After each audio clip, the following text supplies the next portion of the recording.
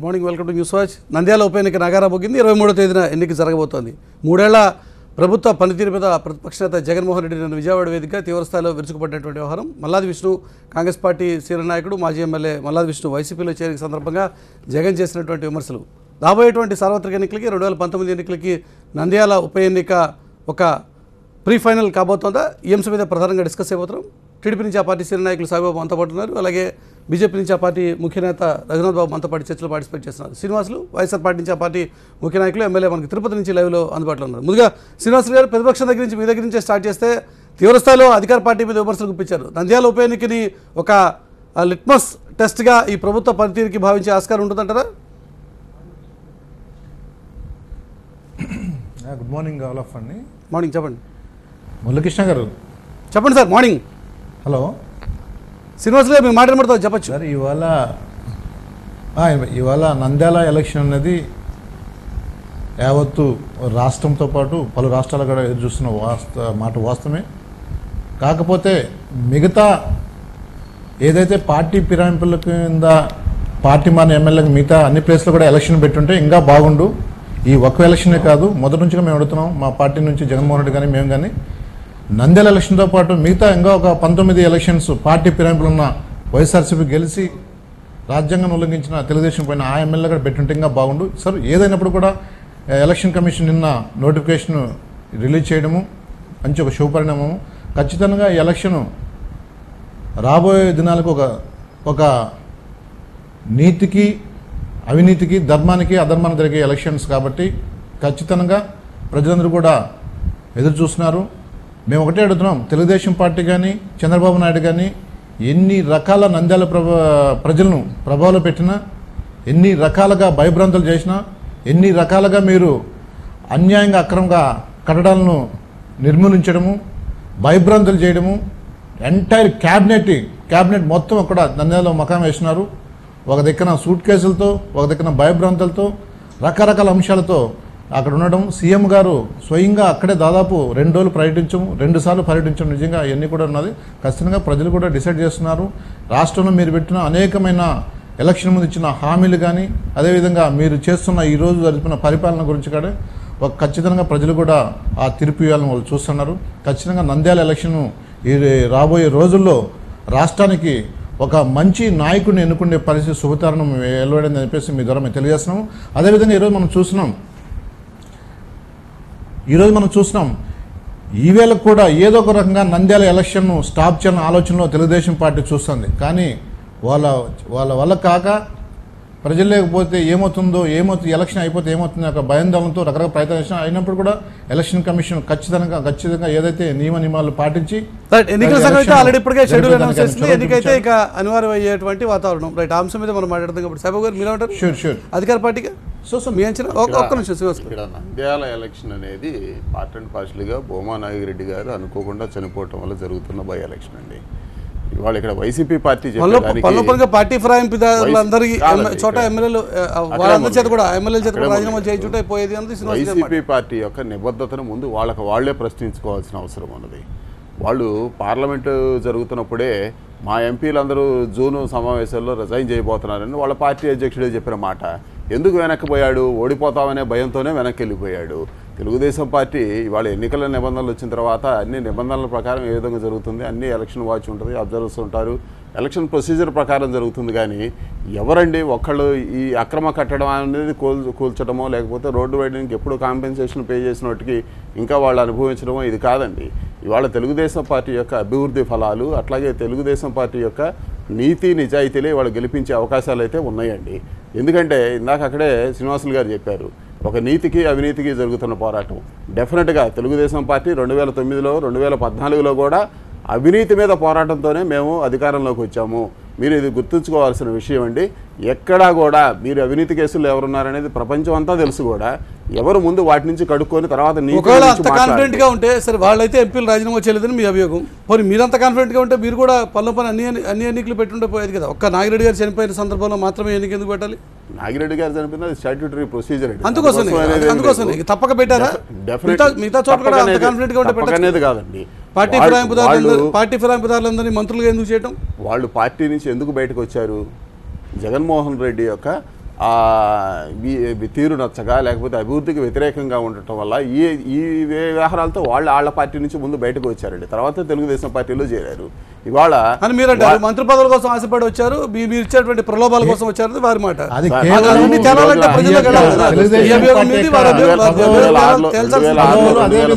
రాజశేఖర రెడ్డి గారు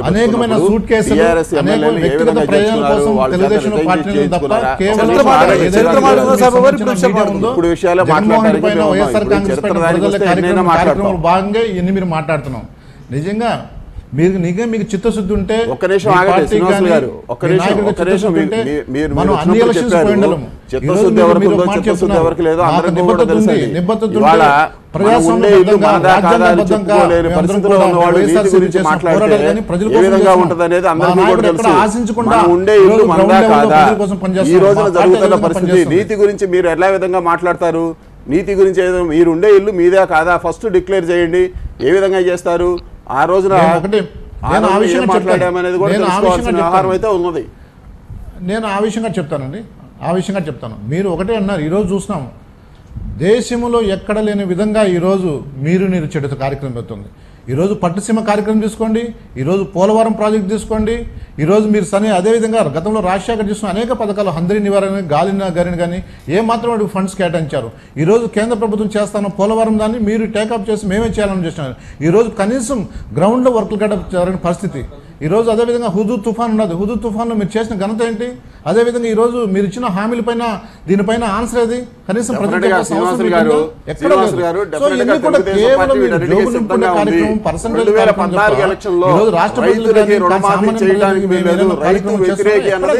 వైసీపీ పార్టీనే మీ మేనిఫెస్టోలోనే లేదు.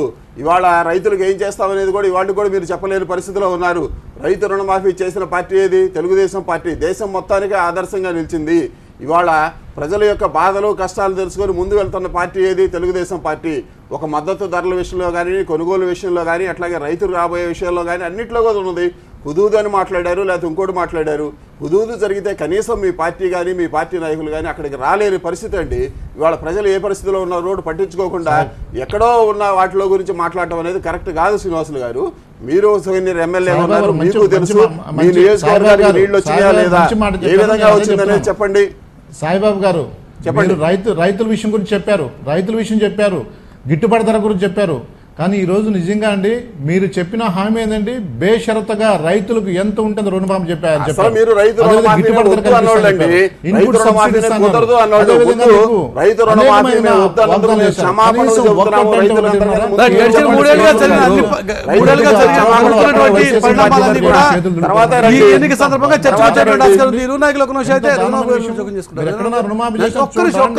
ప్రజల్లో డెబేట్ పెట్టండి, ప్రజల్లో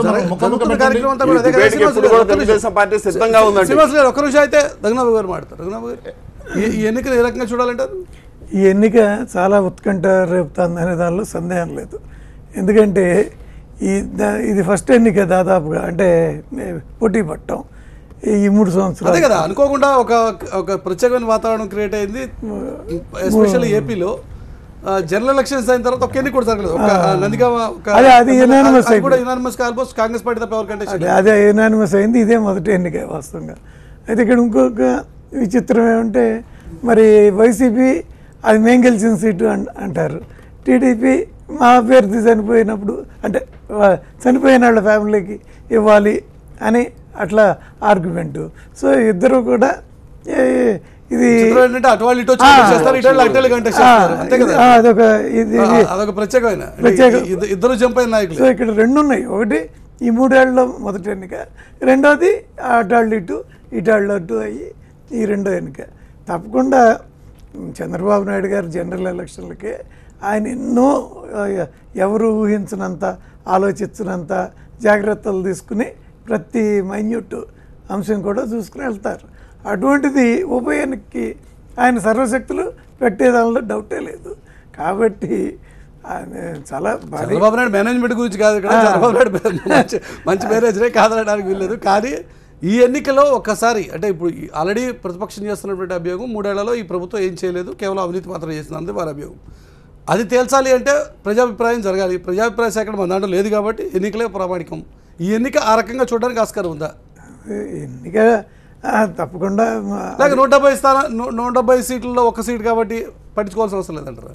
లేదు. ఇప్పుడు అది వాళ్ళ స్థానం కాబట్టి, వాళ్ళకి బలమైన ప్రాంతం కాబట్టి వైసీపీకి ఈ రాయలసీమ, ఆ జిల్లా, కర్నూలు కాబట్టి సహజంగానే ఈ ఉత్కంఠ ఆ కోటలో బాగా వేయాలి అని ప్రభుత్వం టీడీపీ ప్రయత్నం గట్టిగా చేస్తుంది. గ్యారంటీగా పెద్ద మెజార్టీతో గెలుస్తుందని నా వ్యక్తిగత నమ్మకం కూడా, దానిలో ఏమీ డౌట్ లేదు.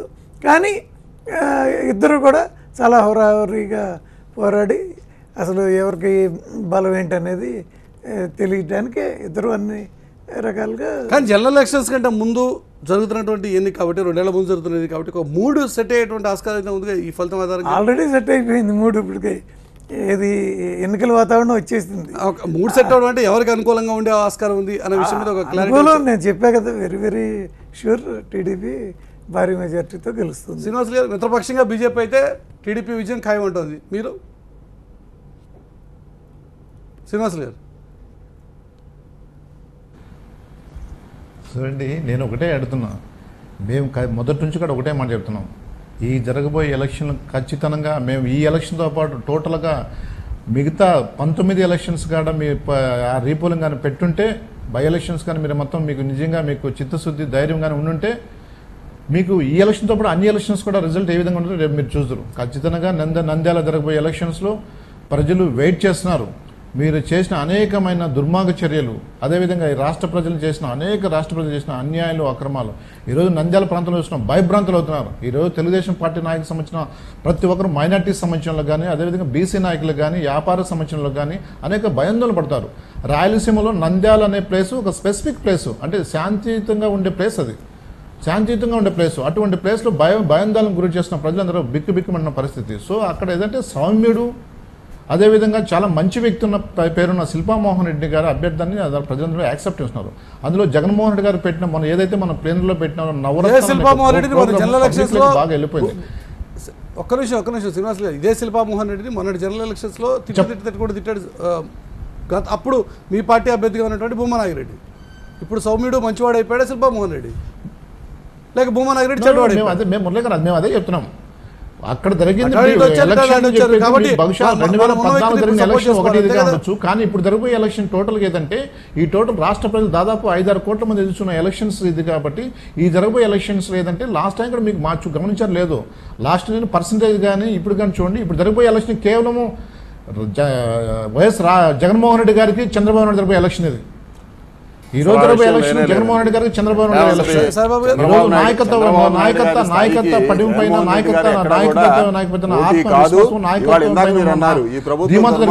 కాబట్టి ఈ ఎలక్షన్ ఖచ్చితంగా ప్రజలు మా వైపు ఉన్నారు. దుర్మార్గంగా ఉందని అన్నారు. మీరు మీ నియోజకవర్గంలో ఎన్ని సీఎం రిలీఫ్ ఫండ్ తీసుకున్నారు? నా కళ్ళ ముందు కూడా మీరు అప్లికేషన్లు ఇచ్చినవి ఉన్నాయి. మీ కాన్స్టిట్యున్సీలో సీఎం రిలీఫ్ ఫండ్ ఇవ్వటం దుర్మార్గమా? మీ కాన్స్టిట్యున్సీలో పనిచేయటం దుర్మార్గమా? లేకపోతే కడప జిల్లాకి నీళ్లు ఇవ్వటం దుర్మార్గమా? అందరినీవా పనులు పూర్తి చేయడం దుర్మార్గమా? లేకపోతే రాయలసీమకి నీళ్లు ఇవ్వటం దుర్మార్గమా? ఏ విధమైన దుర్మార్గం చేసింది అనేది ఎవరో తెలుసు. ఒక్క ప్రాజెక్టు గతం హయాంలో ఏం ప్రాజెక్టు చేసామన్నారు చెప్పండి. రాయలసీమలో ఉన్న గనులు మొత్తం దోచారు. ఎవరు బ్రహ్మిణి స్టీల్స్ పేరు మీదకి వచ్చింది, ఎవరు ఈ పేరు వచ్చింది, రాయలసీమ ప్రజలందరికీ వెరీ క్లియర్గా తెలుసండి. ఏం చేస్తారు జగన్మోహన్ రెడ్డి గారు అధికారంలోకి వస్తే అనేది అందరికీ క్లియర్గా తెలుసు. గనులు దోచుకోవడానికి, లేకపోతే భూములు దోచుకోవడానికి అన్నీ కూడా తెలుసు. సైన్స్ సిటీ అని పెడతా ఉన్నారు, పెద్ద పిక్చర్ చూపించారు. ఎక్కడ ఆ భూములన్నీ కూడా బ్యాంకుల్లో తాకట్లు పెట్టించి మొత్తం దోచుకునే చేశారు. రాయలసీమలో పలానా హయాంలో పలానా ప్రాజెక్టులు చేశామని చూపించండి. బ్రహ్మిణి స్టీల్స్ ఏం చేశారు, లేకపోతే ఓబులాపురం గనులు ఏం చేశారు, ఎక్కడ మంగంపేట పైరటీస్ గనులు ఏం చేశారు, ఇవన్నీ కూడా ఉన్నాయండి. ఇవాళ మీరు మేము రాబోయే రోజుల్లో చేయబోతున్నామనే దానికి వస్తే యాక్సెప్ట్ చేస్తాం. దుర్మార్గం ఎవరు చేసి దుర్మార్గం అనే మాట అన్నారు కాబట్టి ఇవన్నీ మీరు చెప్పారు. నేను గతంలో మీరు ఒకటే మాట అన్నారు, సీఎం రిలీఫ్ ఫండ్ అనేది మీరు మిమ్మల్ని చూశాను. నిజంగా మీరు ఆ మాట మురళి గారు ఇది మంచి పాయింట్ ఇచ్చారు. మురళి గారు వాయిస్ చెప్పండి. మీ మాట బాగా వినపడుతుంది, స్పష్టంగా వినపడుతుంది, చెప్పండి. ఎందుకంటే మన సాయిబాబు గారు మంచి పాయింట్ చెప్పారు. నిజంగా అండి గతంలో రాజశేఖర రెడ్డి గారు సీఎం రిలీఫ్ ఫండ్ అనేది ఆ రోజున్న రాష్ట్రం కంబైండ్ కొన్నప్పుడు కాంగ్రెస్తో పాటు తెలుగుదేశం నాయకులు, టీఆర్ఎస్ నాయకులు, సిపిఎం, సిపిఐ ముఖ్యమంత్రి రాష్ట్రానికి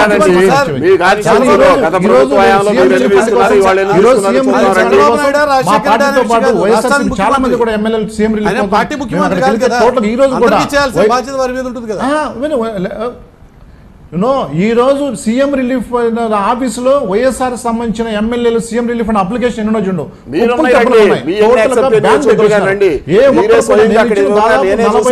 సీఎం రిలీఫ్ అప్లికేషన్ పక్కన పెట్టారు.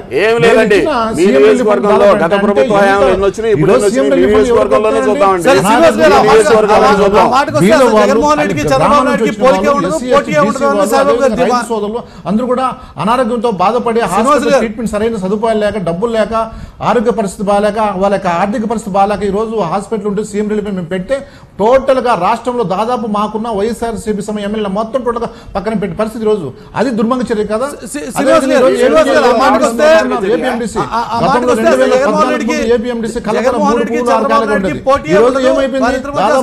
దాదాపు 200 మిలియన్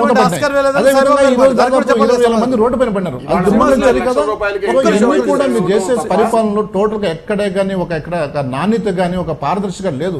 సో అందుకే రేపు ఈ యొక్క మీరు చూసిన నంద్యాల ఎలక్షన్లో ఈరోజు నంద్యాల ఎలక్షన్ గమనిస్తున్నారు. ఒక రాష్ట్ర ముఖ్యమంత్రి ఒక ఉప ఎన్నికల కోసం నీకు అంతమంది చిన్న లీడర్లు కూడా మీరు రకరకాలుగా ప్రభువులు పెట్టి భయందోలు చేయడం మంచి పరిణామం కాదు. మీరు ఏమన్నా ఉంటే గతంలో మొదటి నుంచి కూడా అభివృద్ధిపై నడపాలా. కానీ అటువంటి కేవలం ఉప ఎన్నిక దృష్టిలో పెట్టుకొని ఉప ఎన్నిక వస్తుంది ఏ విధంగా గెలవాలనే ఉద్దేశంతోనే మీరు రకరకాల అన్ని పనులు రకరకాల అన్యాయంగా చేపట్టే కార్యక్రమం దుర్మార్గం చర్య కాదా.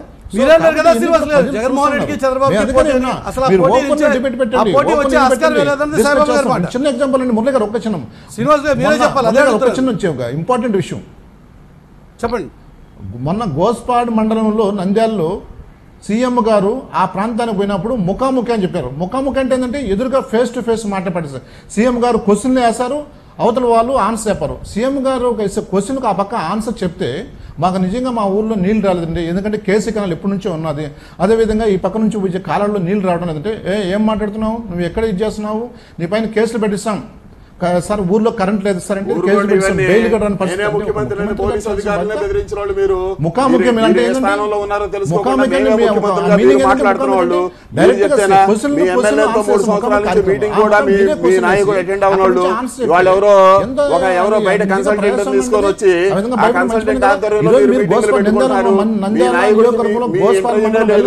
మీరు ఎన్నిసార్లు మీ నాయకుడిని చూసుకోండి.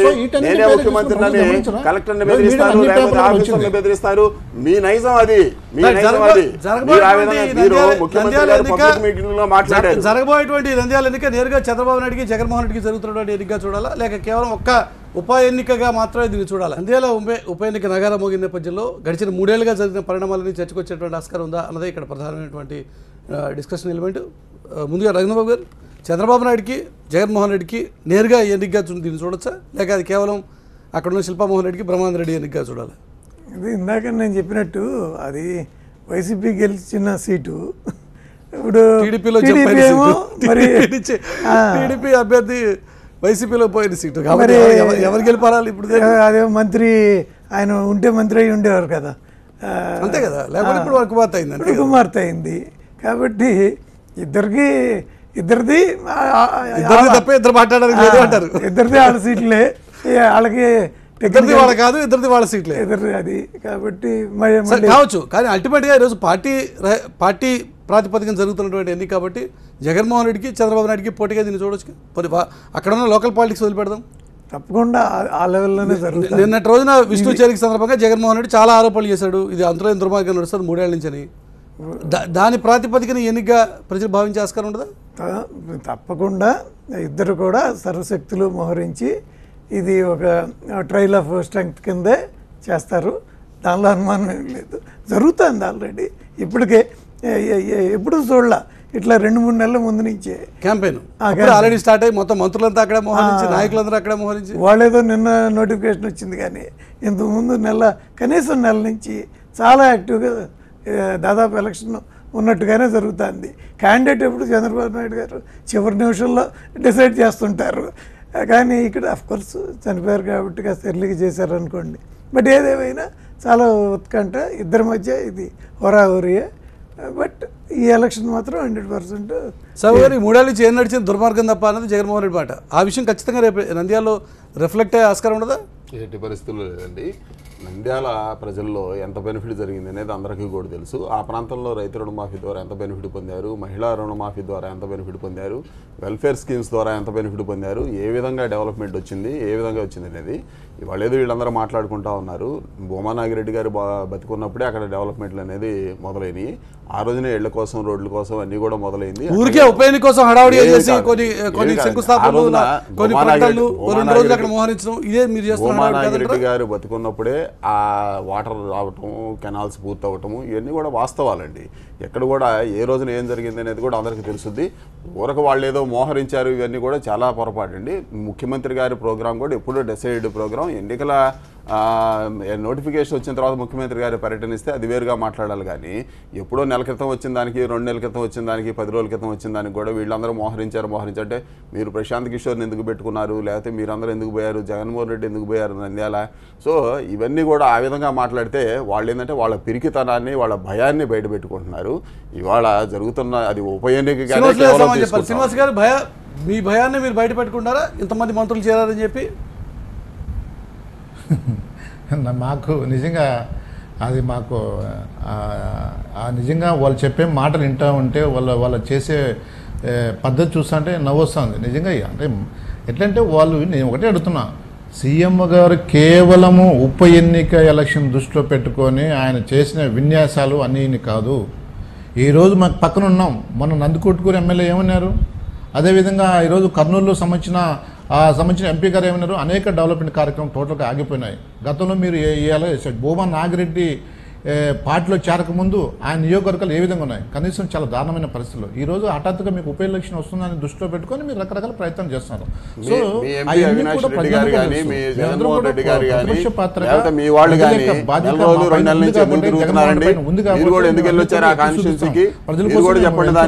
అది ఉప ఎన్నిక చిత్రాలు చూసుకోండి.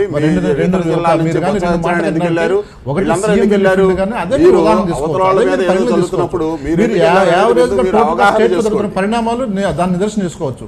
ఈరోజు టోటల్గా మీరు ఏం చేస్తున్నారంటే రాజ్యాంగాన్ని వైలేట్ చేస్తూ, రాజ్యాంగాన్ని మొత్తం టోటల్గా దాన్ని మొత్తం టోటల్గా వైలేట్ చేస్తూ చేసిన కార్యక్రమం మీరు తెలుగుదేశం పార్టీ. ఈరోజు ఏందండి అసలు ఈరోజు పరిస్థితి లేదు.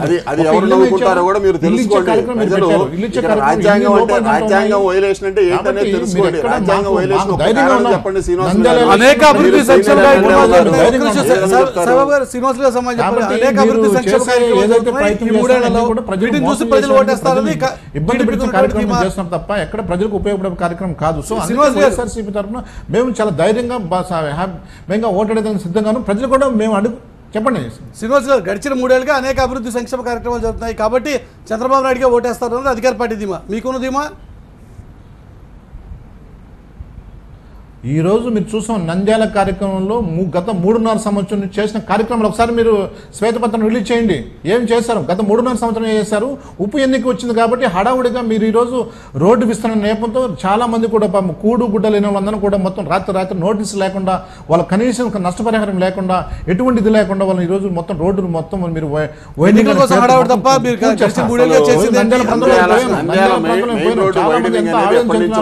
ఎంత విరక్తి చూస్తున్నారు తెలుగుదేశం పార్టీ. ఎప్పుడు ఎలక్షన్ వస్తుందా మా ఓటు వినియోగించుకోవాలా, ఆ ఓటుతో తెలుగుదేశం పార్టీ బుద్ధి చెప్పాలా, కాబట్టి అభివృద్ధిని కాదు కేవలం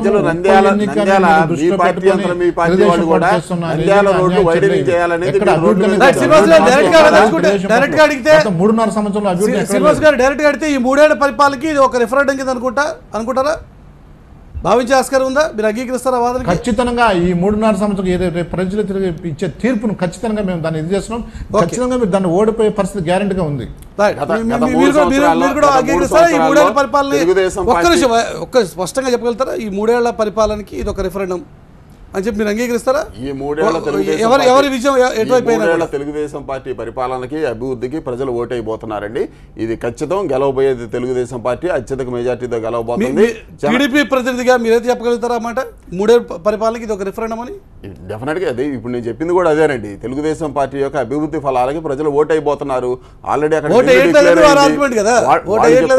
వాళ్ళు ఓటేస్తారు అనుకున్నప్పుడు ఎందుకు జగన్మోహన్ రెడ్డి వెళ్ళారు, ఎందుకు అవినాష్ రెడ్డి వెళ్ళారు, ఎందుకు శ్రీనివాస గారు వెళ్ళారు? నా వ్యక్తిగత అభిప్రాయం అయితే ఇది గెలుపు అనేది రెఫరెండం కాదు. ఎందుకంటే అది డిసైడెడ్, ఆల్రెడీ టీడీపీ గెలుస్తుంది. కాదే మెజారిటీ రెఫరెండం కింద వస్తుంది. ఎంత మెజారిటీతో గెలిస్తే అనేది టీడీపీ విజయం ఖాయం. అంతవరకు పక్కన పెట్టి మిగతా విషయాలు శ్రీనివాస్ గారు, రఘురామ గారు అయితే టీడీపీ విజయం ఖాయం, అది పక్కన పెట్టి మిగతా విషయాలు మాట్లాడినట్టున్నారు.